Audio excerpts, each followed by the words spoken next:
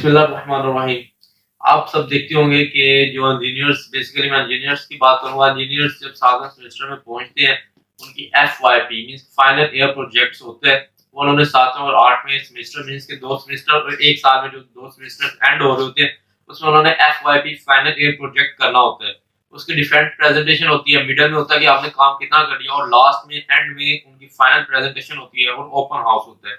Open house में ये दिखाते हैं कि आपने ये प्रोजेक्ट आपका वर्किंग में है, किस तरह वर्किंग में मुख्तलिफ डिफरेंट इंडस्ट्रीज के लोग आते हैं, आके चेक करते हैं कि आपने ये कैसे यानी कि किया, क्या इसमें न्यू चीज़ है, अगर हम अपनी इंडस्ट्री में आपको लेके जाएँ, आप उस इंडस्ट्री के लिए क्या-क्या वर्क कर सकते हैं।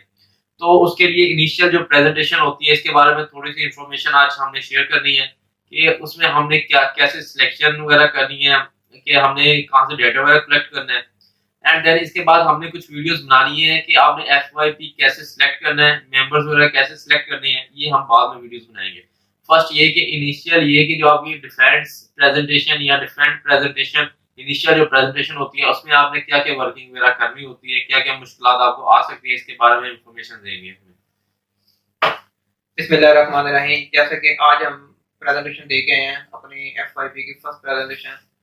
तो इसमें मैं चाह रहा था कि जो हमने थोड़ा एक्सपीरियंस हासिल किया है, जो बाकी स्टूडेंट आएंगे उनके लिए हम एक बताएंगे कि क्या क्या स्टेप होते हैं इस पे।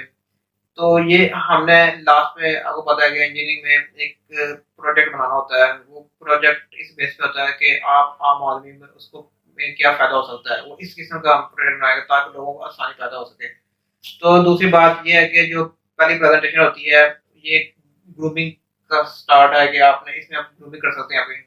तो क्योंकि स्ट्रेस तो बहुत होती है प्रेजेंटेशन बहुत बात, ये जो प्रेजेंटेशन होती है एफआईपी पे, इस पे जितना भी यूनिवर्सिटी का स्टाफ है, टीचर सारे बैठे होते हैं और कोई डॉक्टर मैक्सिमम बैठे होते हैं, इंजीनियर बैठे होते हैं, उनको आपने रिप्रेजेंट करना होता है।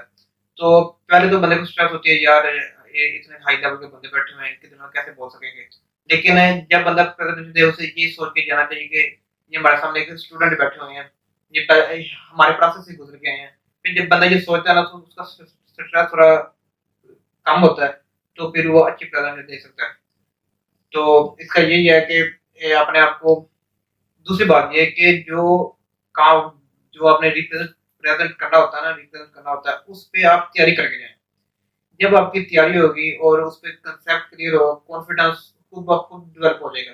जब चीज़ आपको आती होगी, फिर आपको अच्छे अंदाज से इसमें ये भी बंदे को खुशी होती है कि जब मेरे इतना हाई लेवल का स्टाफ बैठा हुआ है, डॉक्टर बैठे हैं, तो एक बंदे का एक बड़ा अच्छा पॉजिटिव इफेक्ट पड़ता है। तो इसके बाद मिड प्रेजेंटेशन होती है, वो बाद में हम डिस्कस करेंगे। बिल्कुल ठीक हो गया। मीन्स यही सिंपल मैं यही कहना चाहूँगा कि आपके सामने एक जो डॉक्टर्स जो 60 साल 70 साल टीचिंग यानी कि उन्हें 60-70 साल हो चुके हैं और 30 से 35 साल उन्हें पढ़ाते हुए हो गए, उनका एक्सपीरियंस है, उन्होंने थीसिस लिखे हुए हैं, उन्होंने प्रोजेक्ट्स पे काम किया हुआ है, उन्होंने बहुत ज़्यादा रिसर्चेस किए हुए हैं। वो आपके सामने बैठे हुए आपको जज कर रहे हैं कि आप कैसे प्रेज़ेंट कैसे कर रहे हैं। बंदे में कॉन्फिडेंस उसी वक़्त आता है जब बंदे के पास नॉलेज होता है, बंदे ने कुछ ना कुछ रिसर्च किया होता है प्रोजेक्ट के बारे में, अपने एफवाईपी के बारे में खुद सर्च किया होता है। और खुद उसने कुछ ना कुछ टीचर्स यानी कि जो आपका एज सुपरवाइजर होता है, आपने उससे जाके इन्फॉर्मेशन लेनी है कि आपने या मैंने हमने सर ये दोनों हम दोनों की कॉम्बिनेशन कंबाइंड कॉम्बिनेशन से हमने ये प्रोजेक्ट सेलेक्ट किया है।